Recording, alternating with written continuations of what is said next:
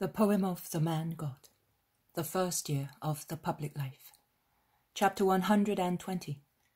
Jesus at the clear water. You shall have no gods in my presence.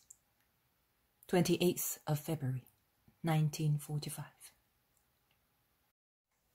It is said, you shall have no gods in my presence.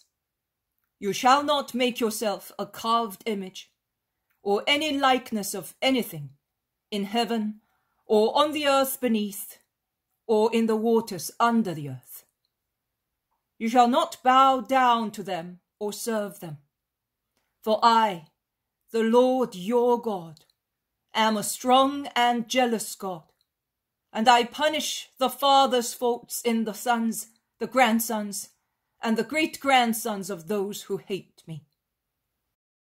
But I show kindness down to the 1,000th generation of those who love me and keep my commandments. Jesus' voice resounds in the large room crowded with people.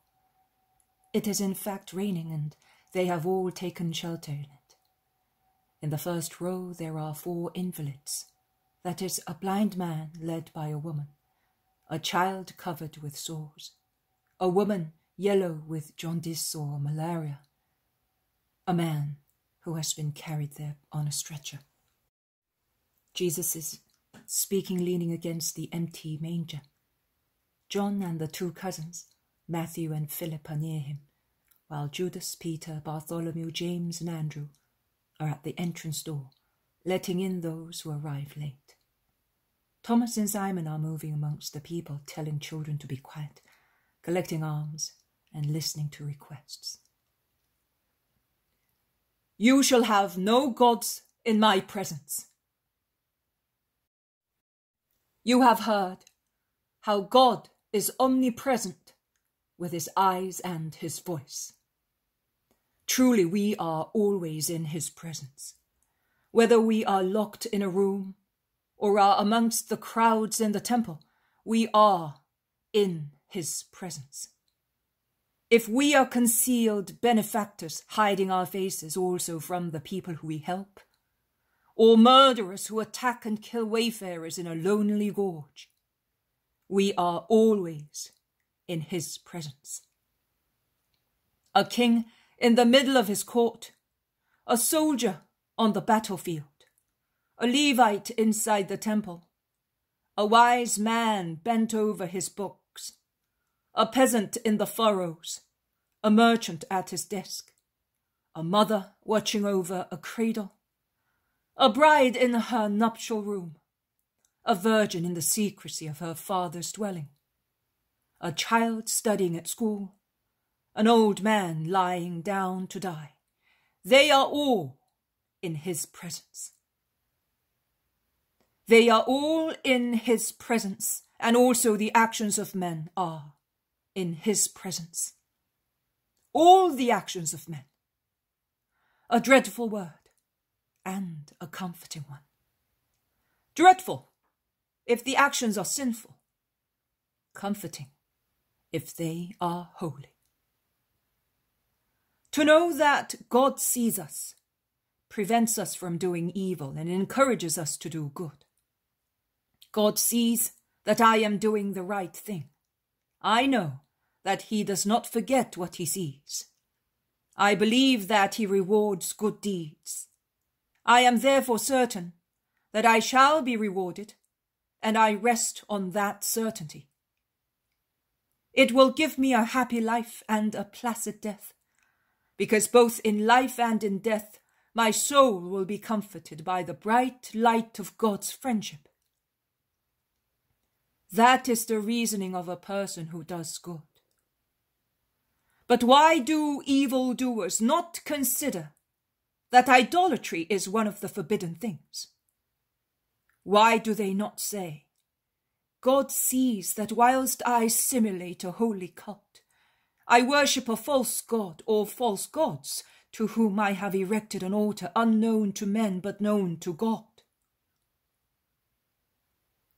Which gods, you may object, if even in the temple there is no image of God? which are the faces of these gods, if it was impossible for us to give a face to the true God? Yes, it is impossible to elaborate a face, because the perfect and most pure one cannot be worthily represented by man. Only the spirit can catch a glimpse of the incorporeal and sublime beauty, and can bear his voice and appreciate the caresses which he bestows upon a holy person worthy of such divine contact. But the sight, the hearing, the hand of man cannot see or hear, and therefore they cannot repeat with sound on a lyre, with a mallet and a chisel on marble, what the Lord is. O endless happiness when you, souls of just people, will see God. The first glance will be the dawn of the blessedness, which will be your companion for centuries without end. And yet, what we cannot do for the true God, man does for false gods. And one erects an altar to woman, another to gold, another to power, another to science, another to military triumphs. One worships a mighty man, equal to himself by nature, but greater in arrogance or luck.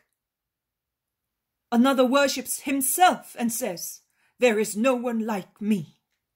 Such are the gods of those who are the people of God. Do not be astonished at the heathens who worship animals, reptiles, and stars. How many reptiles, how many animals, how many dead stars you worship in your hearts. Lips utter lies to flatter, to possess, to corrupt. Are those not the prayers of secret idolaters? Hearts brood over thoughts of vengeance, of illicit trades, of prostitution. Are those not the cults devoted to the impure gods of lust, greed, wickedness? It is said, "You shall adore nothing but your true, one, eternal God." It is said, "I am a strong, jealous God." Strong. No other strength is greater than his. Man is free to act. Satan is free to tempt. But when God says, "Enough," man can no longer do wrong. Satan can no longer tempt. The latter is driven back to his hell. The former is checked in his misuse of evil doing, to which there is a limit, beyond which God does not allow anyone to go. Jealous of what? Of which jealousy? Of the petty jealousy of petty men? No. The holy jealousy of God for his children. The just, loving jealousy. He created you. He loves you. He wants you. He knows what is harmful to you. He is aware of what is capable of separating you from him. And he is jealous of what interposes between the Father and his children, and diverts them from the only love which is health and peace, God. Understand that jealousy which is not mean, is not cruel, is not restrictive of freedom. It is infinite love, infinite goodness, unlimited freedom, which gives itself to the limited creature, to draw it to itself and in itself forever, and associate it to its infinity. A good father does not want to enjoy his wealth by himself, but he wants his children to enjoy it with him. After all, he accumulated his riches more for his children than for himself. God acts likewise, but he conveys to his love and desire the perfection which is in all his actions. Do not disappoint the Lord.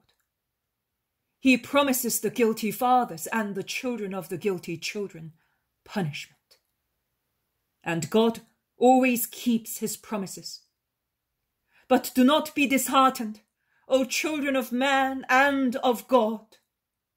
Listen to the other promise and rejoice. I show kindness down to the 1,000th generation of those who love me and keep my commandments. Down to the 1,000th generation of good people, and to the 1,000th fault of the poor children of man, who fall not out of wickedness, but because of their thoughtlessness and Satan's snares.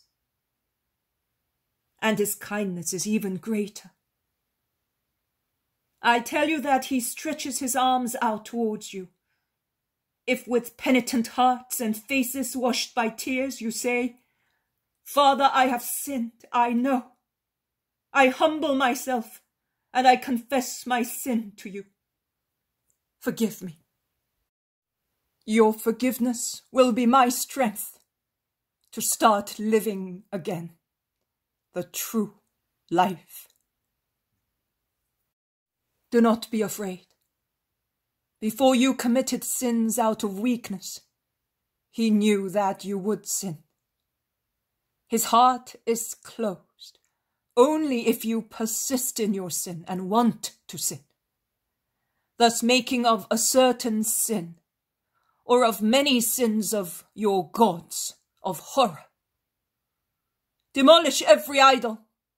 Make room for the true God. He will descend in his glory to consecrate your hearts when he sees that he is the only one in you. Give God's dwelling back to him.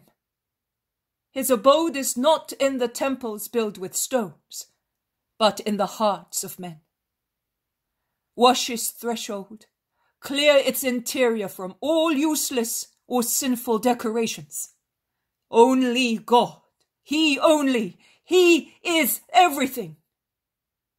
In no way is inferior to paradise the heart of a man in which God dwells, the heart of a man who sings his love to the divine guest. Of every heart make a heaven. Start your cohabitation with the Most High. In your eternal future, it will improve in power and joy.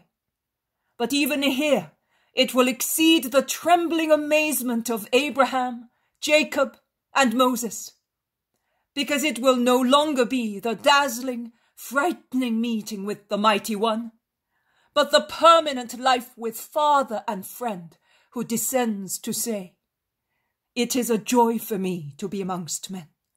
You make me happy. Thank you, Son." The crowd, over 100 people, break the spell after some time. Some become aware that they are weeping, some that they are smiling at the same hope of joy. At last the crowd seem to awake. They seem to whisper, to sigh vigorously, and finally utter a cry as of liberation. "May you be blessed! You are opening for us the way of peace." Jesus, smiling, replies, "Peace is with you, if from now on you follow good." He then goes towards the invalids. He touches with his hand the child, the blind man, the woman who is completely yellow. He bends over the paralytic and says, "I want it." The man looks at him and then shouts, "There is warmth in my dead limbs!" And he stands up, as he is, until they pull a blanket from his little bed over him, and the mother lifts a child who is no longer covered with sores, and the blind man winks at the first contact with light, and women shout, "Dinner is no longer as yellow as buttercups!" The place is in utter confusion. Some people shout, some bless, some push to see, some try to go out and tell the village. Jesus is assailed from all directions. Peter sees that they are almost crushing him, and he shouts, "Boys! They are suffocating the master! Come and let us make room!" And with great efforts, the 12 disciples elbow their way through the crowd, kicking also a few shins, and they free the master and take him out. "I will see to this tomorrow," he says. "You will stay at the door, and the others at the end of the room. Have they hurt you?" They seemed to have gone mad. What manners! Leave them. They were happy, and so was I. Go to those who want to be baptized. I am going to the house. Judas, you and Simon will give alms to the poor. Give them everything. We have much more than is fair for the apostles of the Lord. Peter, go. Do not be afraid of doing too much. I will justify you with the Father, because I am ordering you to do it. Goodbye, friends." And Jesus, tired and wet with perspiration, goes into the house, while each of the disciples does his duty among the pilgrims.